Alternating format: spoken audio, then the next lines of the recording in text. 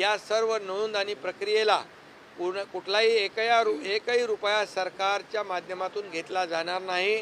कोणी कुणाला पैसे देता कामा नये आणि जे कोणी पैशाची मागणी करतील त्याची तक्रार कलेक्टरकडे त्यांनी करावी. त्याच्यावर कठोर कारवाई केली जाईल, त्याला जेलमध्ये टाकलं जाईल.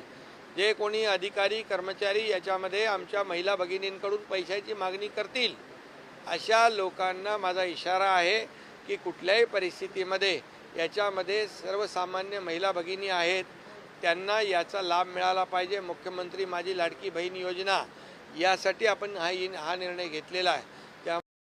प्ले स्टोर वरती तुमच्या सर्च करायचं आहे नारी शक्ती दूत ऍप किंवा तुम्ही नारी शक्ती ऍप सुद्धा सर्च करू शकता. अशा पद्धतीने सर्च केल्यानंतर हे नारी शक्ती दूत ऍप येईल. मुख्यमंत्री जनकल्याण कक्ष महाराष्ट्र हे ऍप्लिकेशन तुम्हाला इन्स्टॉल करायचं आहे. इन्स्टॉल करून हे ऍप्लिकेशन ओपन करा. अशा पद्धतीने इंटरफेस दिसेल. इथं आल्यानंतर सर्वात पहिल्यांदा तुम्हाला मोबाईल नंबर विचारला जाईल. ज्या महिलेचा तुम्ही फॉर्म भरताय त्या महिलेचा इथे मोबाईल नंबर टाकायचा आहे. त्यानंतर खाली ऍक्सेप्ट टर्म्स अँड कंडिशन वरती टिक करायची आहे आणि खाली स्वीकारा या ऑप्शन वरती क्लिक करायचं आहे. त्यानंतर खाली लॉग इन ऑप्शन वरती क्लिक करायचं आहे. ज्या महिलेचा फॉर्म भरताय त्या महिलेचा नंबर करून लॉग इन करायचं आहे. ओटीपी येईल, तो ओटीपी इथे टाकायचा आहे आणि खाली तुम्हाला व्हेरीफाय ओटीपी या ऑप्शन वरती क्लिक करायचं आहे. व्हेरीफाय ओटीपी केल्यानंतर तुम्हाला इथे परमिशन द्यायची, अलाउ करायचं आहे. इथे प्रोफाईल अपूर्ण आहे आपली, तर तुमची प्रोफाईल अपडेट करायची. आपली माहिती भरण्यासाठी येथे क्लिक करा. ही निळी लिंक तुम्हाला दिसेल, या निळ्या ऑप्शन वरती तुम्हाला क्लिक करायचं आहे. आपली माहिती भरण्यासाठी येथे क्लिक करा. इथे क्लिक केल्यानंतर तुम्हाला तुमचं पूर्ण नाव, ज्या व्यक्तीचा महिला आहे ती त्या महिला किंवा अविवाहित असेल किंवा मुलगी असेल त्या मुलीचं पूर्ण नाव, महिलेचं पूर्ण नाव टाकायचं आहे. महिलेचा जर ईमेल आयडी असेल तर तो टाकायचा आहे, नाहीतर सोडून द्या. त्यानंतर जिल्हा विचारला जाईल, तर इथे जिल्हा जिथं आता महिला आहे तो जिल्हा. त्यानंतर तालुका विचारला जाईल, तालुका सिलेक्ट करा. त्यानंतर नारी शक्तीचा टाईप विचारला जाईल. टाईप म्हणजे नारी शक्तीचा प्रकार. तर महिला कोणती आहे, सामान्य महिला आहे का बचत गट अध्यक्ष महिला आहे, तर जी काही महिला असेल ती महिला टाकू शकता. आता महिला स्वतः फॉर्म भरत असेल तर सामान्य महिला हा ऑप्शन सिलेक्ट करायचा आहे. बाकीच्यांसाठी अंगणवाडी सेविका असेल, सेतू आहे, त्यांच्यासाठी त्या महिलांसाठी ऑप्शन आहे.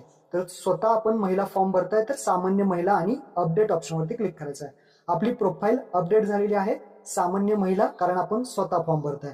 आता आपल्याला खाली 4 ऑप्शन दिसतील. त्यामध्ये पहिलं ऑप्शन आहे नारी शक्ती दूत. इथे पहा नारी शक्ती दूत, इथे 4 ऑप्शन आहेत. त्या पहिल्या ऑप्शन वरती क्लिक करायचे, नारी शक्ती दूत या ऑप्शन वरती क्लिक केल्यानंतर तुम्हाला वरती मुख्यमंत्री माझी लाडकी बहीण योजना हा एक ऑप्शन दिसेल.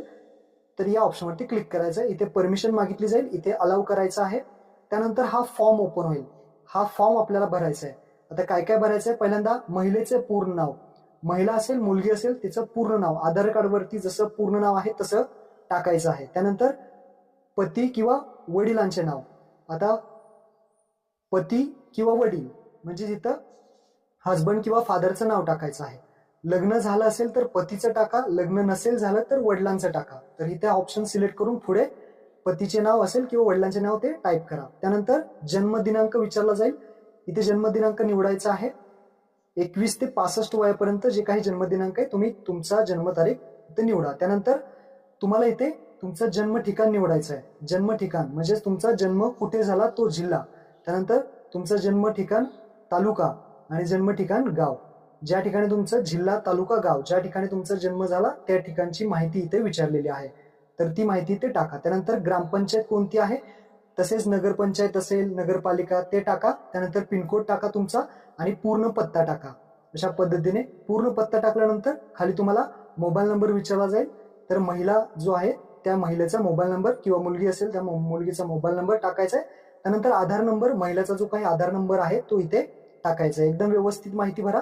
त्यानंतर खाली एक ऑप्शन आहे शासनाच्या इतर विभागामार्फत जर राबवण्यात येणाऱ्या काही आर्थिक योजनेचा लाभ तुम्ही घेता का. काही कुणाला पेन्शन भेटते, कुणाला स्कीम PM किसान असेल, संजय गांधी असेल, तर घेत असाल लाभ तर होय करायचं आहे आणि तुम्हाला रक्कम किती मिळते ते इथे टाकायचं आहे. तर लक्षात ठेवा 1,500 पेक्षा जास्त जर भेटत असेल तर तुम्ही नाही करा. तर मी इथे नाही केलेलं आहे कारण मला पेन्शन मिळत नाही. त्यानंतर खाली वैवाहिक स्थिती विचारली. वैवाहिक स्थिती म्हणजेच अविवाहित आहे का, विवाहित आहे का, विधवा आहे का, परित्यक्त्या आहे का, निराधार आहे का, घटस्फोटित आहे. महिला जे काही असेल महिलेला विचारून इथे माहिती भरा. त्यानंतर अर्जदाराचे खाते असल्यास बँकेचा तपशील, अर्जदाराचं खातं असेल तर बँकेचा तपशील, बँकेचं नाव टाका, बँकेचा जे खातेधारक आहे त्याचं नाव टाका, बँकेचं नाव झालं, खातेधारकाचं नाव झालं, त्यानंतर बँकेचा खाते क्रमांक टाका आणि IFSC कोड टाका. एकदम बेसिक माहिती आहे, व्यवस्थित टाका. त्यानंतर आपला आधार क्रमांक बँकेला लिंक आहे का तर इथे होय निवडा. होय निवडल्यानंतर आता आपल्याला कागदपत्रे अपलोड करायचे. पहिलं आहे आधार कार्ड. आधार कार्ड या बटनावरती क्लिक करा आणि महिलेचं जे काही आत्ताचं आधार कार्ड आहे ते इथे अपलोड करा. 1 MB पर्यंत तुम्ही इथे JPG फोटो जो आहे तो अपलोड करू शकता. तर इथे आधार कार्ड आपण अपलोड केलेलं आहे. तसेच अधिवास प्रमाणपत्र पाहू शकता 1 MB पर्यंत अपलोड करायचे. अधिवास किंवा जन्म प्रमाणपत्र इथे तुम्ही 4 डॉक्युमेंट्स देऊ शकता. 4 डॉक्युमेंट्स म्हणजे 15 वर्षापूर्वीचा इथं पुरावा द्यायचा आहे. रेशन कार्ड देऊ शकता, मतदान कार्ड देऊ शकता, जन्म दाखला देऊ शकता किंवा रहिवाशी 15 वर्षाचा पुरावा तुम्ही अधिवास जन्म प्रमाणपत्रामध्ये अपलोड करायचं आहे. त्यानंतर अर्जदाराचं हमीपत्र विचारलंय. अर्जदाराचं हमीपत्र, हे हमीपत्राचा जो काही फॉर्मॅट आहे मी तुम्हाला डिस्क्रिप्शन मध्ये दिलेला आहे, तर तो डाउनलोड करून घ्या. याची प्रिंट काढा आणि याच्यावरती सही करायची आहे आणि हे हमीपत्र तुम्हाला अपलोड करायचे आहे. अर्जदार महिला जी असेल, मुलगी असेल, त्यांनी इथे सही करून इथे अपलोड करायचं आहे. जे हमीपत्र आहे ते तुम्हाला डिस्क्रिप्शन मध्ये दिलेले आहे. त्यानंतर उत्पन्न प्रमाणपत्र विचारलं जाईल. उत्पन्न प्रमाणपत्र लक्षात ठेवा, तुमचं जे काही उत्पन्न आहे ते तुम्ही रेशन कार्ड अपलोड करू शकता, उत्पन्नाचा दाखला सुद्धा अपलोड करू शकता, केसरी किंवा पिवळे रेशन कार्ड असेल ते सुद्धा तुम्ही अपलोड करू शकता. यापैकी कोणतेही एक तुम्ही अपलोड करा. जर तुमचं पांढरं रेशन कार्ड असेल तर उत्पन्नाचा दाखला तुम्हाला अपलोड करावा लागेल. त्यानंतर एक अर्जदाराचा फोटो घ्यायचा आहे. लाईव्ह फोटो असेल तो फोटो इथे अपलोड करायचा आहे आणि ऍक्सेप्ट करून तुम्हाला जतन करा या ऑप्शनवरती क्लिक करायचं आहे. जतन केल्यावरती क्लिक केल्यानंतर तुम्ही जी काही माहिती भरलेली आहे सगळी तुम्हाला इथे दाखवली जाईल.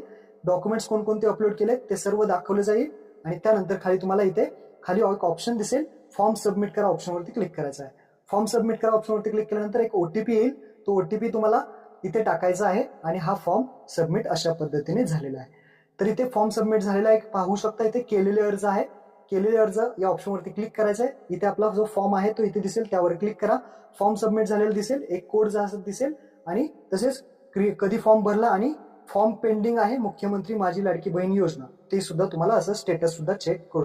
काही दिवसांनी हा फॉर्म तुमचा चेक केला जाईल आणि डॉक्युमेंट्स बरोबर असतील तर तुमचा फॉर्म जो आहे तो ऍक्सेप्ट केला जाईल. तुमचा ऍक्सेप्ट झाल्यानंतर तुम्हाला जो काही पहिला हप्ता आहे 1,500 रुपयाचा तो मिळणार आहे. तर अशा पद्धतीने हा फॉर्म भरायचा आहे. एक गोष्ट लक्षात ठेवा, फॉर्म भरताना जे काही अधिवास प्रमाणपत्र किंवा जन्माचा दाखला जर तुमच्याकडे नसेल तर तुम्ही 15 वर्षापूर्वीचं शाळा सोडल्याचा दाखला देऊ शकता.